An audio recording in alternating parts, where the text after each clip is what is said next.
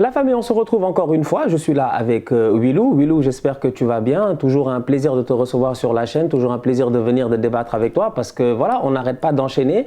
On était parti sur un petit projet, sur un petit délire, mais là, ça enchaîne sérieusement. On vient de finir un très gros mercato. On avait envie de revenir là dessus. Willou, comment ça va? Écoute, ça va nickel, ouais, on vient de finir de 40 minutes des joueurs à suivre cette saison et on n'a même pas couvert 10% de ce qu'on aurait aimé couvrir, mais c'était vraiment un kiff comme ça l'est chaque semaine. Ravi de te retrouver pour débattre un peu. Bah écoute, aujourd'hui on va commencer directement sur un sujet. Ce sujet-là, c'est qu'on s'est amusé après avoir fait, je dis bien, les joueurs à suivre que l'on pensait au courant de la saison. On s'est amusé à regarder les meilleurs mercatos. Voilà, on s'est amusé à choisir un top 3 chacun et peut-être un tocard de la classe, un dernier de la classe en bonus. Choisir un top 3, ça n'a pas été facile parce que je pense que pas mal d'équipes se sont très bien renouvelées au courant du mercato. Mais j'ai eu envie de sortir un tout petit peu de ma zone de confort. J'aurais pu dire Arsenal, parler directement d'Arsenal qui a fait un très bon mercato, mais j'ai préféré, je dis bien, parler de Manchester United. Parce qu'aujourd'hui, moi je pense qu'un bon mercato, Willou, et je vais commencer par Manchester United, un bon mercato commence d'abord par un bon coach, de la cohérence. Et Man United aujourd'hui, ils ont commencé leur mercato et leur premier recrutement, ça a été Ten Hag. Et quand ils ont ramené Ten Hag, franchement, ils lui ont donné, je dis bien, je pense, plus ou moins une certaine liberté dans le recrutement, une certaine liberté dans la manière de fonctionner, dans le changement qu'il fallait instaurer dans ce club-là. Ten Hag, quand il a quitté l'Ajax, je pense même que dans ses demandes, c'était d'avoir plus ou moins cette carte blanche-là, de pouvoir travailler tranquillement et en paix. Il est venu et jusqu'à présent, j'ai l'impression que la mayonnaise est en train de prendre. La pré-saison de Manchester United a été très bonne. Le début de saison a été un tout petit peu compliqué. Il y a eu des joueurs qui se sont rajoutés, tels que Cristiano Ronaldo, mais en termes, je dis bien, de mercato, je trouve qu'ils ont été cohérents. Quand il est arrivé à Man United, il y avait un problème de défense. Aujourd'hui, on voit que c'est une équipe qui défend très bien, qui défend de manière qui défend dans la cohésion, qui défend tous ensemble. Le boy Martinez qui sont allés chercher de l'Ajax, c'est un jeune que lui il connaissait déjà, que lui il a déjà eu à coacher. Quand il est arrivé à Manchester United, il a eu cette confiance du coach là. Il y a une cohérence là-bas déjà qui se fait. J'ai envie de dire c'est un lien vers FIFA Ultimate Team qui s'est créé là-bas. Raphaël Varane, non franchement, Raphaël Varane quand il est arrivé, ça a été compliqué sa première saison, tout ça peut-être Manchester United et tout. Et en plus de ça, à côté de lui, il y avait vraiment quelqu'un qui le tirait vers le bas. Ça, c'est dommage, mais c'est quelque chose qu'il faut quand même dire. Eric Bailly a eu l'occasion de le dire récemment. À Manchester, on donne plus la chance aux Anglais ou etc. et tout. Ce qui est peut-être logique, mais c'est quand même dommage parce que la compétence devrait être mise de l'avance. Et Maguire, c'est un tocard. Donc du coup, Maguire, il n'est plus là et tu sens que défensivement parlant, ça va bien. Il lui a quand même donné le brassard de capitaine pour encore mieux, je dis bien, l'achever. Ten Hag, pour moi, c'est un gars très dangereux et c'est pour cela que je mets le mercato de Manchester United au top. Parce que je me dis qu'il y a eu un changement qui s'est fait là-bas, qu'il y a un changement qui peut-être nous on regarde l'extérieur, ça ne nous intéresse pas trop, on s'est moqué d'eux, c'est vrai, 2 défaites d'affilée, c'est des tocards, il y a le feuilleton Cristiano Ronaldo, mais il y a des choses cohérentes qui ont été faites là-bas. Ramener Christian Eriksen au milieu de terrain, voilà encore un autre lien vert qui a été créé. Christian Eriksen aujourd'hui, c'est un métronome. C'est lui qui crée le jeu, c'est lui qui fait absolument tout. Il est juste extraordinaire, franchement. J'ai eu l'occasion de le dire. C'est Iron Man, il est de retour. Donc aujourd'hui, tu te dis, il a ramené Anthony sur le côté parce qu'il savait, je dis, qu'il y avait des boys à Manchester United qui étaient dans le confort. Et le confort, Willou, c'est pas bien. Rashford était dans le confort. Martial était dans le confort. Ils sont tous dans le confort. Les boys là sont là-bas depuis trop longtemps. C'est tous des golden boys, mais des golden boys déchus. À un moment donné, tu ramènes un tout petit peu des petites choses qui va peut-être, je dis bien, les réveiller. Et Anthony, c'était pertinent. Malacia sur le côté, ces dernières années, ils se sont plaints de Luke Shaw. Il est gros, il est lent, malgré un bon neuro, etc. Et on manque de latéraux. Il est venu, il a réglé ce problème-là. Malacia est un joueur qui peut être pertinent. Bref, Ten Hag, pour moi, franchement, il y a eu un travail qui a été fait. Je regarde, est-ce que j'ai oublié quelque chose? Casemiro, ça c'est peut-être un coup de la direction, je ne sais pas, c'est peut-être beaucoup trop cher payé, je ne sais pas comment il va réussir à l'intégrer dans cet effectif-là, mais l'arrivée de Casemiro tout simplement a réussi à réveiller McTominay. McTominay, c'était, il l'appelle Maxos, non? C'était une sauce, je dis bien, qui était terne, qui n'était pas à ébullition. C'était une sauce, je dis bien, qui était en train de mijoter. On n'a pas le temps de mijoter. Dès que Casemiro est venu, il lui a mis la pression, immédiatement le boy est passé à feu vif, tu vois, il a commencé à trépiter. Ce truand de McTominay là, il est devenu un bon joueur. Bref, pour moi, Manchester United, concrètement parlant, avec Cristiano Ronaldo sur le banc, qui à un moment donné devra, je dis, revenir au top, je pense qu'ils ont fait un mercato que je trouve, personnellement, pour un premier coach, première année, assez cohérent. Ouais. Écoutez les amis, ce qui est intéressant avec cette émission, c'est qu'au fur et à mesure des épisodes, moi j'apprends à découvrir Stan et je sens un expert culinaire, un gars qui aime beaucoup la cuisine. Il parle beaucoup de cuisine dans les métaphores footballistiques. Il a faim en fait. C'est l'heure de midi. Bon, mais ouais, totalement. Écoute, en plus je trouve que tu fais partir la réflexion du bon point, c'est Erik ten Hag. Tout commence avec ça. Tu as eu ce choix de coach qui a été fait tôt. Et à partir de ce moment-là, tu as pu construire ton équipe. Alors maintenant, il faut que ça marche, parce qu'on sait qu'une équipe qui est bâtie à plus de 200 millions d'euros, comme c'est le cas pour Manchester United, qui est bâtie pour un entraîneur, il ne faut pas que l'entraîneur se fasse virer quelques semaines plus tard, wink wink Chelsea. Donc, il faut que ça marche, mais je pense qu'United, même s'ils ont payé cher, et certains pourront dire surpayé, 100 millions pour Anthony, 70 millions pour Casemiro, bah, l'argent, c'est pas exactement la même chose pour les clubs de Première Ligue. Et ces gars-là, il vaut mieux les avoir que ne pas les avoir. À la fin de la journée, United les a et United s'est renforcé. Tout le reste, tu l'as bien dit, Lisandro Martinez et Malacia qui améliorent significativement la ligne de 4. Avec Lisandro Martinez et Varane, je trouve que tu as une vraie charnière complémentaire. Tu sais, il y a un des analystes tactiques que j'aime bien, qui a écrit plusieurs bouquins, qui dit la meilleure paire de défenseurs centraux, c'est la paire chien-chat. Il faut un chien qui va chasser, qui est très agressif, très hargneux, c'est Lisandro Martinez, et il faut un chat qui est plus dans l'anticipation, dans la gestion de la profondeur, dans la sobriété, et ça c'est Varane. Les deux se complètent bien, je pense qu'United a trouvé quelque chose de pas mal sur lequel bâtir, et voilà, tout le reste tu l'as dit, donc je valide totalement United, je suis d'accord avec toi. Moi je partirai maintenant du côté de Manchester City, on va juste un petit peu plus loin à Manchester, et bah, City c'est une équipe qui est déjà très très forte, qui s'est renforcée, et qui n'a pas perdu d'éléments majeurs de mon point de vue. Gabriel Jesus, ça renforce très bien Arsenal, c'est un super joueur, on l'a mis haut dans notre liste des joueurs à suivre cette saison, mais c'est pas une si grosse perte que ça pour Manchester City, alors que ils ont pris Erling Haaland et ils ont ajouté une pièce massive à leur effectif qui transforme cette équipe qui jouait 109 en une équipe qui désormais a le ou l'un des 2 ou 3 meilleurs numéro 9 du monde et peut-être celui qui le sera dans les années à venir pour une 60aine de millions d'euros. On peut presque s'arrêter là et dire que c'est forcément un mercato. Quand on regardera dans 5 ans les différents mercatos de chaque équipe, on dira « Ah ouais, là, il s'est passé quelque chose ».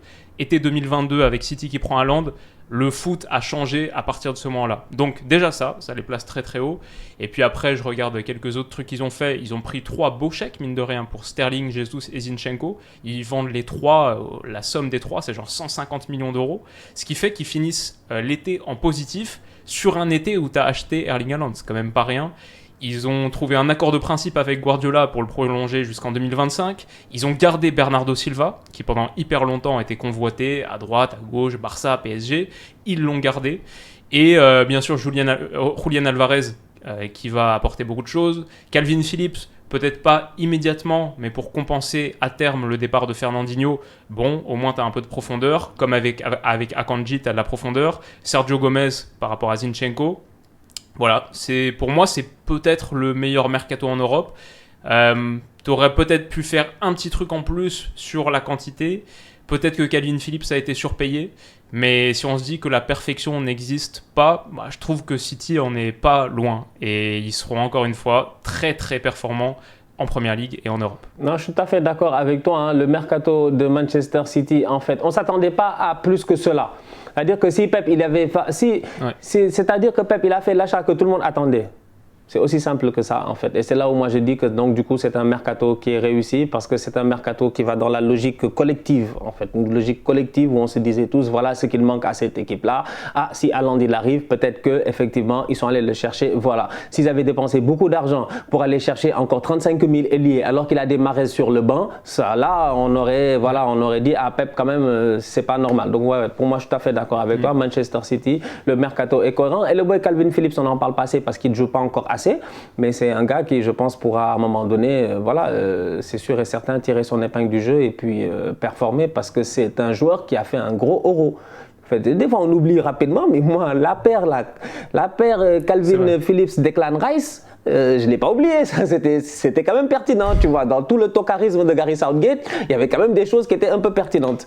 Donc voilà, non, Man City, tout à fait d'accord avec toi. Et ça montre, et ça me, comment ça s'appelle, ça me donne envie de voir ce derby, quoi.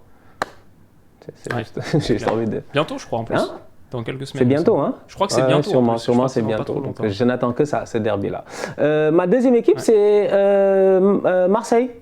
Marseille. Pourquoi l'OM? Parce que moi, je trouve que l'OM, là encore une fois, moi, je trouve qu'ils ont bien travaillé durant ce mercato. Quand tu perds ton coach, la première journée de la reprise, ça peut être c'est clair. Ça peut être compliqué, quoi. J'avais totalement oublié ça. J'en parlais tout de suite en disant, et c'est là où je veux que les gens voient un peu cette logique-là, c'est que Manchester United a recruté Erik ten Hag dès le début du mercato, et ça a été vraiment quelque chose qui a été logique, quoi, qui a été bien fait. Tu vois qu'il y a eu une transition, il est venu, tu le vois, il rentre dans les bureaux, il va voir tout le monde, il sait qu'il repasse les habits, il sait, etc.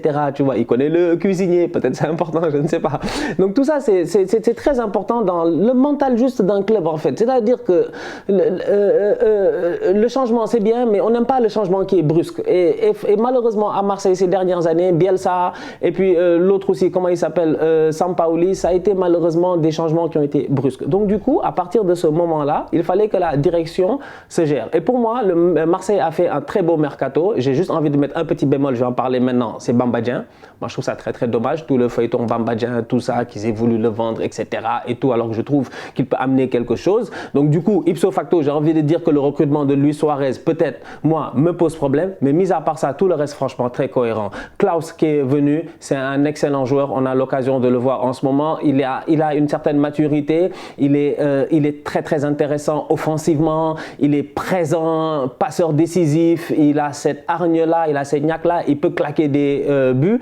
Donc dans ce dispositif-là de Igor Tudor aujourd'hui, franchement, je pense que Marseille est dans cette continuité-là d'avoir amélioré certains postes, parce qu'à la place, il y avait Lirola, il y avait des espoirs sur Lirola il y a peut-être 2 saisons, mais après l'année passée, ça a été une déception, jusqu'à ce que je pense de temps en temps, c'est Rongier qui était là pour dépanner et puis tout ça. Donc tu regardes de l'autre côté, tu te dis, ah, Tavares, il est arrivé encore une fois, très très belle recrue aujourd'hui, jusqu'à ce que les fans du PSG se sentent obligés, ou peut-être c'est les fans de Marseille qui le font, je ne sais pas, franchement, je ne vis pas en France, donc du coup, ne venez pas me fatiguer, mais bref, vous êtes là en train de comparer les deux Nuno, Nuno Tavares, Nuno Mendes, etc. Donc ça veut dire que le boy Tavares, franchement, il est arrivé et voilà, il est en pleine forme, il s'est acclimaté. Tu regardes au milieu de terrain, tu as ramené Verretou. Moi, je trouve que c'est un joueur qui a du bagage. Et le bagage, c'est important. Et Marseille a besoin de ce bagage-là en Ligue des Champions. On a eu l'occasion de le voir hier, jeudi, face à Tottenham. C'est une équipe qui a pris un tout petit peu en maturité. Mais grâce à certains joueurs, des Bemba, des Eric Bailly, des gars qui, peut-être certains les considèrent comme étant des joueurs lambda. Mais moi, j'ai envie de vous dire que franchement, c'est des vrais guerriers. C'est des très, très bons joueurs de football et avec énormément d'expérience. Bemba à Porto, Bailly à Manchester United. Et même avant. Donc aujourd'hui, franchement, je suis désolé, pour moi, il y a une cohérence au niveau du mercato de Marseille. L'effectif s'est grandement amélioré. Ils sont allés acheter Guendouzi. Parce que voilà, il était en prêt, il fallait bien l'acheter, donc tu as négocié là-bas, tu es allé chercher Guendouzi. Donc il y a pas mal de choses. Alexis Sanchez, que tu as ramené aussi, qui est un joueur qui arrive gratuitement, mais qui a cette expérience-là, qui est un champion, qui a gagné la Copa América, qui a explosé à Arsenal, comme je dis souvent aux gens. Il y a des joueurs, vous les avez oubliés, mais nous, on ne les a pas oubliés. Le prime de Arshavin, le prime de Sanchez. Il y a des gars, moi, leur prime, il est dans ma tête à jamais, parce que je me dis, ils étaient trop forts, en fait, tu vois. Donc c'est des mecs qui peuvent amener quelque chose aujourd'hui, encore en Champions League, surtout que l'OM n'a pas été ridicule face à Tottenham. Pour moi, franchement, le mercato de Marseille a été très cohérent avec les moyens du bord. Et comme je dis encore, seul petit bémol, c'est ce complexe de l'attaquant-là que je ne comprends pas à Marseille depuis ces dernières années. De temps en temps, tu as un gars, il est là, il est pertinent, mais par force, il faut que tu ailles chercher un Sud-Américain, je ne sais pas, un gars qui... Des fois, c'est pas compliqué, quoi, tu vois. Donc, voilà, Marseille, pour l'effort. Ouais, carrément, c'est dur d'aller contre Marseille, surtout que tous ces gars-là, ils ont pris genre 12-13 gars. Il n'y en a aucun qui a coûté plus de 10 millions. Bon, tu as Vertou et Guendouzi à 11 millions, ok. Mais ça reste des sommes qui ont été mises basses. Et sur les 12-13 gars qui ont été pris, il y en a forcément où ça va marcher. Donc c'est pas le recrutement le plus ciblé, je dirais pas que c'est chirurgical. Je serais pas surpris si sur les 12-13, il y en a 3-4 qui s'en vont l'été prochain, un peu comme là ce qui a été fait en te séparant, quelques saisons plus tard, Delirola, entre autres. Mais le secteur défensif aussi, on en a un petit peu moins parlé, mais genre Bailly, Mbemba et Gigot, t'as refait totalement ta défense à 3. À voir ce qui marche, mais pour l'instant, ça peut être plutôt intéressant. Mbemba, on l'a vu contre Tottenham, dommage que ce soit mal passé, parce que franchement, dans la gestion, c'était plutôt pas mal avant qu'il se fasse battre par Son, comme tout le monde, ok. Et Klose aussi, de l'autre côté de Tavares, t'as vraiment amélioré tes côtés, donc c'est pas mal. Je dirais peut-être que c'est vrai, Marseille a pris le faux Luis Suarez, mais par contre Marseille a pris le vrai Alexis Sanchez. On le voit là sur le début de saison, il est déjà d'attaque, il a déjà marqué 3 buts, c'est déjà le meilleur buteur de l'Olympique de Marseille en Ligue 1. Donc ouais, je pense que Marseille a bien démarré, s'est renforcé et sera encore très dur à battre. D'ailleurs, ils sont toujours invaincus au bout de 6 jours. Meilleure défense de Ligue 1, je pense. Et j'ai même oublié le petit Caboret. C'est la doublure de Klaus. C'est vrai que c'est la doublure, donc il n'y a pas de problème, c'est clair. Mais moi, je l'ai vu à la Coupe d'Afrique. C'est un bon joueur. C'est le boy qui était à 3, si je ne me trompe pas. C'est un très bon joueur.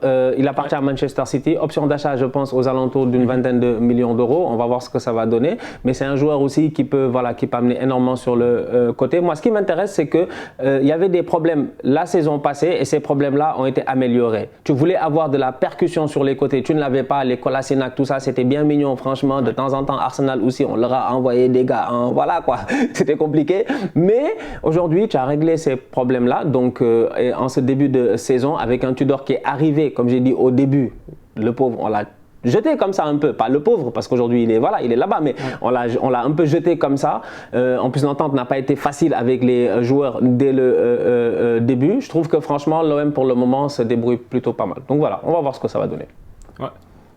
Ouais, c'est clair. Il manque peut-être juste un petit peu de créativité à l'intérieur du jeu, parce qu'on l'a vu contre Tottenham, Guendouzi, Gerson, parfois ça a du mal à accélérer, Vertou, Rongier aussi, c'est très bien pour l'équilibre, mais peut-être une petite étincelle en plus à l'intérieur, mais grosso modo c'est vrai que c'est vraiment cool.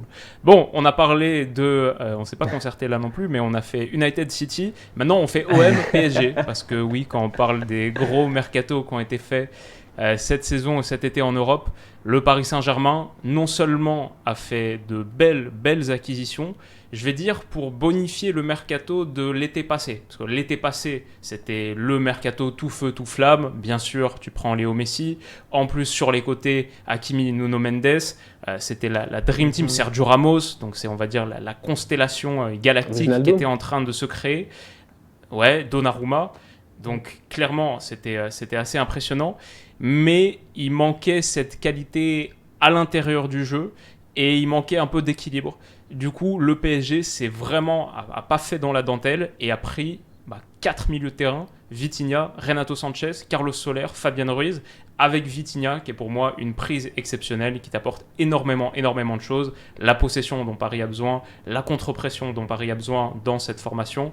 Et ça, on en parlait un petit peu dans l'autre vidéo qu'on a enregistrée tout à l'heure. Il y a tout ça. Et puis le PSG s'est en plus séparé d'une bonne partie de son deadwood, comme on dit en anglais, son bois mort, les lofters quoi. Ils ont mis 12 gars dans le loft, ils sont tous partis. Alors certains vont revenir l'été prochain parce que c'était juste des prêts. Mais il y avait des gars que tu désespérais de faire partir depuis un moment. Les Kurzawa, Draxler, Icardi. Herrera, entre autres. Ouais, Icardi même qui va partir à Galatasaray, là c'est incroyable. Et donc il y a tout ça. Et on n'a même pas mentionné, on a dit tout ça et on n'a même pas encore mentionné la plus grosse chose qui a été faite cet été au Paris Saint-Germain. Et je ne parle pas de Galtier parce que je ne suis pas encore 100% convaincu. Je parle de la prolongation de Kylian Mbappé. Il n'est pas parti au Real Madrid. Tu as gardé ton meilleur joueur. Et ça on ne peut pas sous-estimer à quel point c'est une composante essentiel du mercato du Paris Saint-Germain. C'est quelque chose qui change toute ta saison, toute ta projection. Tu l'as prolongé en plus. Peut-être qu'il va faire toute sa carrière là. Maintenant, tout est possible. Si c'est pas en mode il n'est pas parti cet été, du coup forcément il partira l'été prochain. Non, il part pas cet été là. Du coup, On ne sait pas s'il partira un jour. Peut-être que le nouveau duel des années 2020, ce sera City-PSG et qui sera en train de faire le duel à distance avec Haaland pour le Ballon d'Or et que ce Paris Saint-Germain-là va rouler sur l'Europe, gagner plusieurs Ligues des Champions, qu'il n'aura jamais envie de partir. Bref, tout ça, c'est encore dans le champ des possibles grâce à ce que tu as fait cet été. Est-ce que ce sera ce qui se matérialisera? On verra, mais c'est possible grâce à ce que tu as fait cet été. Du coup, je dirais, voilà, c'est un mercato cohérent, un peu moins clinquant que l'été passé, mais il te permet de bonifier ton mercato de l'été passé. Et là, le PSG a une équipe qui fait Je suis tout à fait d'accord avec toi. Pour moi, le mercato du Paris Saint-Germain, pour une fois, c'est un bon mercato parce que pour une fois, ils ont réussi à se débarrasser des joueurs. Comme tu dis, ça fait longtemps qu'ils étaient là. Puis ils servaient à rien, quoi, en fait. Je suis désolé, quoi, franchement. Je suis désolé. Que chacun parte avec ses titres, que chacun parte avec ses, je sais pas, ses records. Voilà, Kurzawa, seul défenseur à avoir marqué un triplé en Ligue des Champions. On va nous ramener ça chaque année. Mais on s'en fout. Il a mis un triplé, on s'en rappelle. C'était un ninja dans le temps. Il était pertinent. Il n'y a pas de problème. Mais aujourd'hui, voilà, il y avait trop de joueurs sur la masse salariale qui, malheureusement, étaient des salariés qui étaient là. Ils étaient inscrits. Ils avaient des assurances, tout ça, etc. Mais malheureusement, ils ne se pointaient jamais au boulot, quoi. C'était ça, en fait, le Paris Saint-Germain. Donc aujourd'hui, tu as réussi à te débarrasser de pas mal de ces joueurs-là. La cohérence avec Vitinha, comme on a eu l'occasion d'en parler tout à l'heure, elle est là. Donc voilà. Après, moi, je ne sais pas, qu'est-ce que tu as contre mon gars Galtier, là? Mais ouais. Oui, vas-y, explique-moi. Je veux comprendre, mais laisse-moi Galtier tranquille, là, ça va. En là, fait, c'est dur à juger pour l'instant parce que le PSG, ça se juge beaucoup plus tard sur la saison. Et pour l'instant, ça se passe bien. Écoute, pour l'instant, le début de saison, il est réussi. Les gars semblent accrocher plutôt au discours. Mais j'ai toujours un petit peu peur que ce discours de confrontation et en plus... Au Paris Saint-Germain, c'est un peu comme les semaines qui précèdent une élection présidentielle. Il y a forcément des casseroles qui sortent à un moment. Il y a forcément des problèmes qui sont générés à un moment, parfois artificiellement. Et il va falloir répondre à ces trucs. Et c'est que des trucs hors terrain. Parce qu'il y a le terrain, bien sûr, mais il y a tout ce qui est hors terrain. Tu vois, la polémique là autour du prendre le train plutôt que l'avion, etc. Ce qui est un débat légitime en plus, c'est une question légitime. Et bah voilà, Galtier, il slip up. Il fait ce petit rire et d'un coup ça devient une affaire d'État. D'un coup tu te retrouves avec des gars de l'association de chars à voile qui arrivent devant le Parc des Princes. D'un coup il y a une loi PSG qui est proposée à l'Assemblée nationale. Voilà. Au Paris Saint-Germain, les choses peuvent déraper comme ça à partir d'un rien. Et je ne sais pas si Galtier est l'homme de la situation par rapport à ça, en plus de tout l'équilibre de vestiaire qu'il va falloir trouver quand il y aura des matchs un petit peu plus difficiles. Donc voilà, c'est un petit peu ma petite réserve, mais pour l'instant c'est vrai, on va lui donner, ça se passe bien. Peut-être le dernier truc que je veux dire sur le mercato du PSG que j'ai oublié de dire, et ce qui enlève quelques points quand même, c'est qu'il manque un petit peu de profondeur sur le poste de défenseur central. Moi je regrette, et peut-être tu vas être d'accord avec moi en tant que Sénégalais, je regrette d'avoir laissé partir Abdou Diallo, parce que là je pense qu'il avait vraiment l'opportunité de s'exprimer sur une défense à 3 qui est sa meilleure position, alors qu'en plus t'as pas pris Skriniar. Ouais. Donc du coup, s'il y a un gars qui se blesse, tu dois changer sans doute ton système. Est-ce qu'on va pas se retrouver avec un PSG qui doit se retrouver à défendre à 4 finalement, et du coup Hakimi et Nuno Mendes peuvent plus être des pistons, sont des latéraux. Du coup Verratti, Vitinha, il faut ajouter quelqu'un d'autre au milieu de terrain. Bref, ça peut vite dégénérer aussi tactiquement parce que t'as pas pris ce défenseur central. Donc ça nuance quand même un petit peu l'impression. C'est un point sur lequel je suis à 100% d'accord. Je me suis posé la même question quand j'ai vu Abdou Diallo annoncer son transfert à Leipzig sur Twitter et tout. J'étais comme... C'est la doublure de Kimpembe, quoi, en fait. Je me dis, mais pourquoi vous le faites bouger, en fait? J'étais comme, déjà, il est champion d'Afrique. Tu le mets un peu même, il fait sauter peut-être Kimpembe, tu vois. C'est que le boy, jamais on lui a peut-être vraiment mis un... Tu sais, comme je dis, les joueurs de football, c'est des êtres humains, quoi, à la fin de la journée. Donc, un joueur aussi, il faut essayer de le mettre en confiance et tout. Mais je pense qu'il n'a jamais été vraiment mis en confiance, soit sous Pochettino. Là, le nouveau coach est arrivé. C'est dommage que Domassu, il a dû partir. Mais effectivement, la profondeur. C'est pour ça que tout à l'heure, dans l'autre vidéo qu'on a fait ensemble, c'est ce que je te disais. C'est-à-dire que Paris, ils sont bons, mais ils sont comme Arsenal. Ils ont un bon 11. C'est tout. On peut s'asseoir sur le 11. Mais dès qu'on met les bancs, ça commence à être compliqué, je dis. Alors que là, ils ont un bon banc, techniquement. Parce que oui, ils ont rapatrié plein de gars au milieu de terrain. Mais jusqu'à présent, on ne les a pas encore vus jouer ensemble. C'est toujours ça le problème au PSG. C'est est-ce qu'il y a une compatibilité avec les autres? Donc, on va voir. Dernière équipe, alors franchement, on a fait Manchester United. En fait, franchement, on ne s'est pas concerté. Les gars, franchement, je vais être honnête avec vous, on ne s'est pas concerté. Moi, Willou, je ne le connais même pas en fait. Un gars, il m'envoie un message. Il me fait, ouais, vas-y, on fait top 3, tout ça cette semaine et tout. Je lui fais, okay, non, excuse-moi. Non, je pense que c'est moi qui t'ai dit ça. Ou je ne sais même plus en tout cas. On s'est dit, ouais, top 3 et tout. Et bim. Le gars, je prends un club, il fait le contraire. Donc là, maintenant, j'ai pris Barça. Dis-moi, tu as pris Real? Non. Ah, zut, c'est dommage. Mon dernier club, c'est le Barça. Le Barça a fait, pour moi, un très très bon mercato. Un très très bon mercato amené par un bandit, le bandit de la Caillé, comme j'ai eu l'occasion de le dire, Alemany. Parce qu'aujourd'hui, Laporta, il est là, il est tranquille, il est posé comme un président de la République. Comme un président de la République, je dis bien. Tu as l'impression que c'est lui qui fait le travail alors qu'il ne fait walou. Il y a Alemany qui est derrière et qui a travaillé très très dur. Et travaillé d'abord sur la structure financière de ce club-là. Il a fallu que le Barça lève pas mal de leviers. Le mot levier financier est devenu un mot qui est rentré dans le vocabulaire footballistique comme ça de base cet été.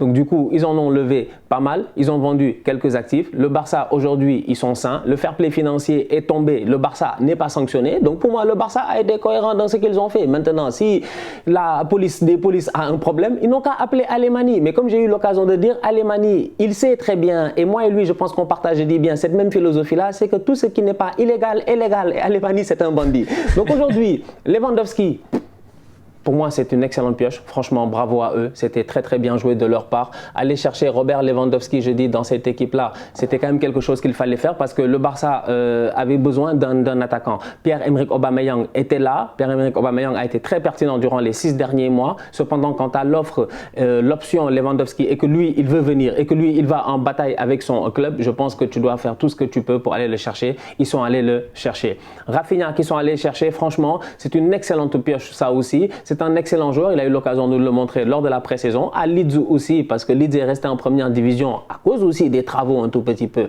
de Rafinha la saison passée. Là, en début de championnat, ça se passe plutôt bien. L'entente avec ses autres coéquipiers, Ousmane Dembélé et tout, elle se fait bien. Ousmane Dembélé, ils l'ont gardé. Quand même, ça, de la même manière que Mbappé, il est resté, Dembélé qui reste aussi, je pense que tu peux être d'accord avec moi, ça, il y avait des doutes. Il y avait des doutes, c'est vrai, parce que Dembélé, il y a toujours des doutes avec Ousmane Dembélé. Va-t-il être blessé? Va-t-il tenir? Va-t-il, etc. Son contrat, son agent. Il y avait beaucoup de flou autour d'Ousmane Dembélé. Mais Ousmane Dembélé, bizarrement, il s'est marié. J'ai l'impression qu'il s'est casé un peu. Il y a peut-être un peu plus de structure dans sa vie. Peut-être qu'il y a des gens qui sont derrière lui. Peut-être que, je ne sais pas, il s'est peut-être mieux entouré. Et Dembélé sur le terrain, ses performances sont juste sensationnelles. Je regarde encore une fois et je me dis, il y avait un énorme chantier au niveau de ce Barça-là, défensivement. Il n'y avait que des nullards. C'est-à-dire que franchement, moi j'ai toujours dit Piqué, avec tout le respect qu'on a pour Gérard Piqué, c'est-à-dire qu'à un moment donné, quand tu es une légende et que tu continues à forcer dans ta bêtise, mais on va pas te respecter quoi en fait. Et Piqué aujourd'hui, il a perdu énormément de respect ces dernières années parce qu'il nous fatigue. Il est cramé, il est terminé, il a des problèmes extrasportifs, etc. C'est sa vie privée, c'est pas à nous de nous en mêler. Cependant, quand ça vient influer sur le terrain, on a le droit de parler. C'est comme Icardi, franchement. Donc aujourd'hui, Piqué, tu sens que en plus de ça, il est dans des business, je sais pas, j'organise des tournois de tennis, j'ai des trucs de télévision, de machin chouette. Piqué, c'est un businessman. Il est plus riche que l'Espagnol de Barcelone. Il l'a dit plusieurs fois. On a compris. Mais le Barça n'a pas besoin de ça. Le Barça a besoin de Christensen, il est calme, il est posé, il joue bien. Le Barça a besoin de Jules Koundé, il est calme, il est posé, c'est le futur, il est décisif en plus ces derniers temps, il est plutôt bon. Le Barça a besoin d'un certain renouvellement, de Araujo, etc., mais pas de Gérard Piqué. Donc aujourd'hui, le fait que durant ce mercato, Piqué, il ne soit pas parti, mais qu'il soit sur le banc, et qu'il ne rentre que pendant 40 minutes, vite fait contre Victoria Plixen, parce qu'on a pitié de lui, je dis bien, sûrement c'est une affaire de prime. Tu sais, Piqué, comme il a des arriérés de salaire, il fatigue le Barça. On ne peut pas se débarrasser de lui, parce que les gars lui doivent de l'argent.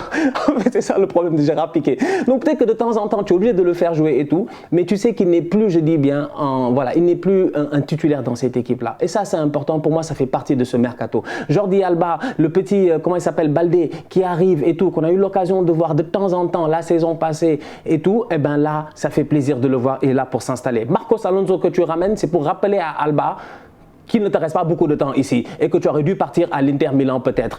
Comment ça s'appelle? De l'autre côté aussi, ils se sont améliorés avec Hector Bellerin. C'est peut-être un gamble, peut-être c'est un pari, mais Bellerin la saison passée au Betis, bon, il n'a pas été forcément mauvais, c'était entre lui et puis Sabali, et aujourd'hui Bellerin, il arrive au Barça, voilà, je sens qu'il aura envie de se prouver, tout ça. Donc pour moi, le mercato du Barça, sincèrement, il a été très cohérent, sans compter les francs caissiers qui sont arrivés gratuitement, c'est pas à enlever, c'est un très très bon joueur, un gars qui fait 5 ans en Serie A, il gagne le Scudetto, comme je le disais tout à l'heure, c'est la maturité du Milan AC, il est arrivé en pleine maturité, il arrive au Barça, il va être utile en Champions League. Donc voilà, je pense que j'ai oublié personne, mais c'est un mercato et ils se sont débarrassés aussi de certains gars. Samuel Umtiti, c'est dommage, ok, d'accord, il a donné sa vie, sa carrière pour l'équipe de France, mais ça, c'était il y a 4 ans. Et ça concerne que les Français. En fait, c'est que des fois, on veut nous vendre des affaires en disant, oui, Umtiti, il s'est sacrifié pour l'équipe de France, donc tout le monde doit avoir mal. Mais moi, j'ai mal pour lui. J'ai mal pour Umtiti. Franchement, j'ai mal pour lui parce que moi, c'est un boy que j'aime bien. Casser la démarche comme Samuel Umtiti, tout ça, franchement, nous, on le kiffe bien, quoi. C'est un boy réglo, c'est pas un Dalton. Donc, du coup, Umtiti n'a pas de problème. Mais qu'il se soit sacrifié pour l'équipe de France, ça ne concerne que la France, ça ne concerne pas le Barça. Donc Umtiti qui part, ça aussi c'est très très bien. Voilà, donc franchement, Nico qui est allé en prêt, etc. Pour moi, le mercato du Barça était très cohérent et encore une fois, ils ont rajouté le joueur qu'il leur fallait, c'est-à-dire un attaquant. Ils se sont renforcés défensivement et ils ont amené de la maturité au milieu de terrain. Pour moi, ça, c'est de la cohérence. Ouais. Bah écoute...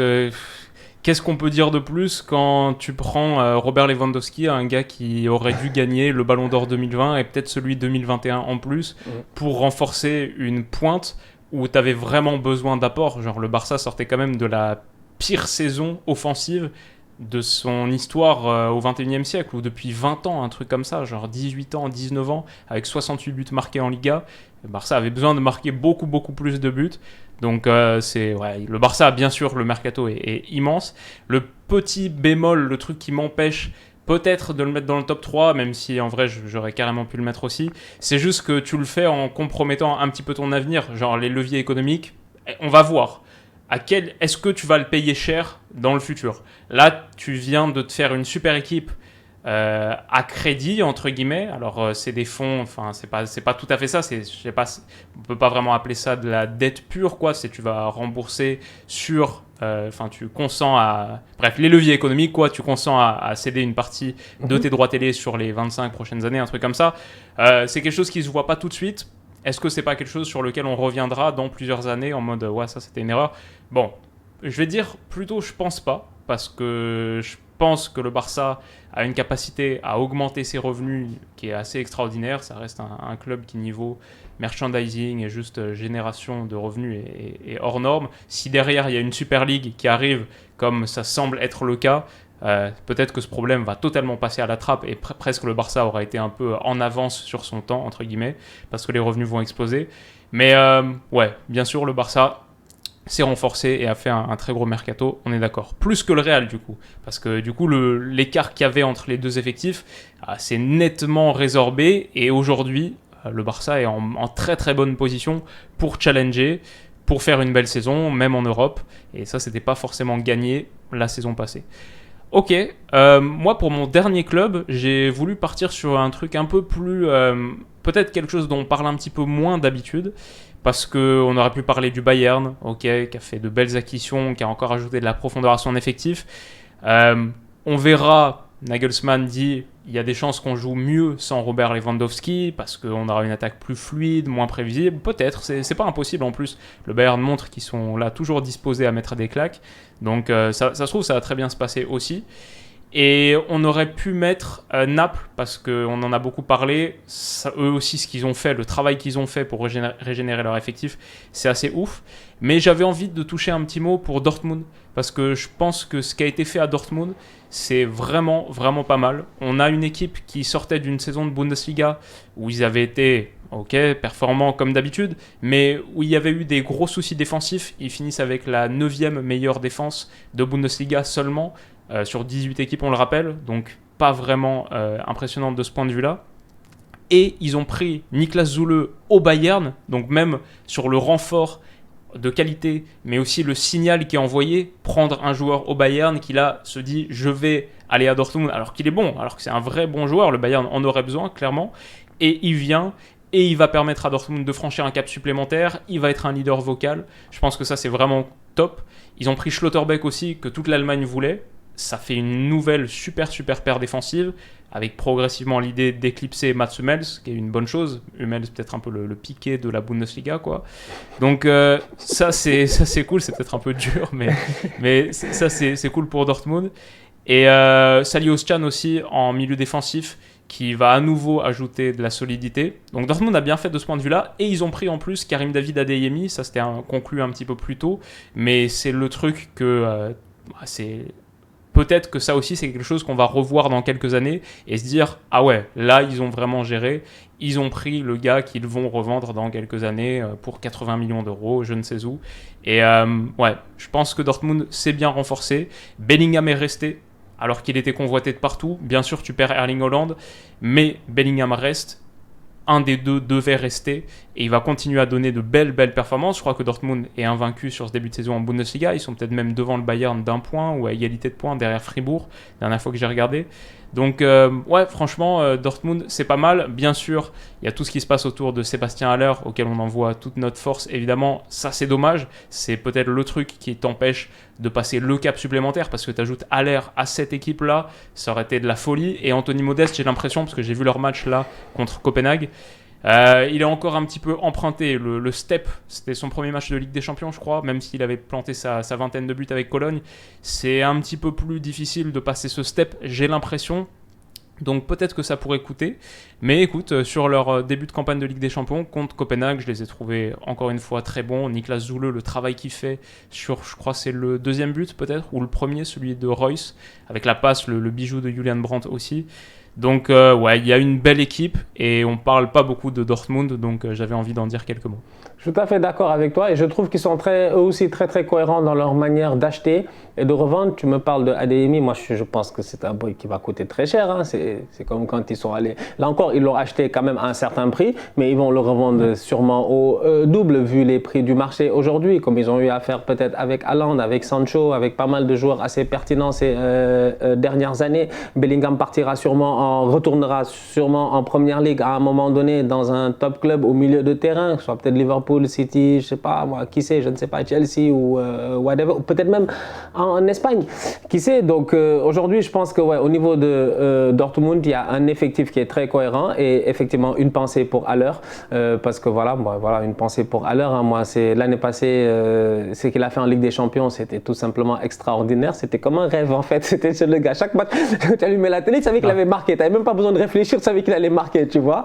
Il était juste extraordinaire. Mais bon, la vie, c'est comme ça. J'ai vu son discours la dernière fois quand il parlait du soutien, surtout de sa femme, de sa famille, tout ça. Donc, c'est le plus important. Il était au stade en plus, donc il a l'air de bien tenir sa chimio. Donc, voilà, j'espère que ça va aller et qu'il va se remettre le plus rapidement. On espère le revoir éventuellement sur le terrain. Mais ouais, Dortmund, très bon mercato. Défensivement, Süle, franchement, il me saoule. Parce que Süle, à chaque fois, je le dis, Süle, c'est l'archétype du gars qui ne ressemble pas à ce qu'il peut faire. Mais il le fait. Grave. Je comprends pas. Süle, c'est un caterpillar. Süle a l'air plus lourd que tout le monde. Süle sort des statistiques à 32 km à l'heure. Tu dis, mais de où il a couru à 32 km à l'heure? Je comprends pas. Donc, non. Très pertinent, titulaire en équipe nationale. Donc, voilà, je suis d'accord avec toi sur Dortmund. Tout à fait d'accord. Mon flop, on va faire ça. Mon flop, pour moi, c'est, j'ai envie de dire, en fait, on avait plus ou moins, je pense même tous les deux, les deux flops. Pour moi, c'est Liverpool.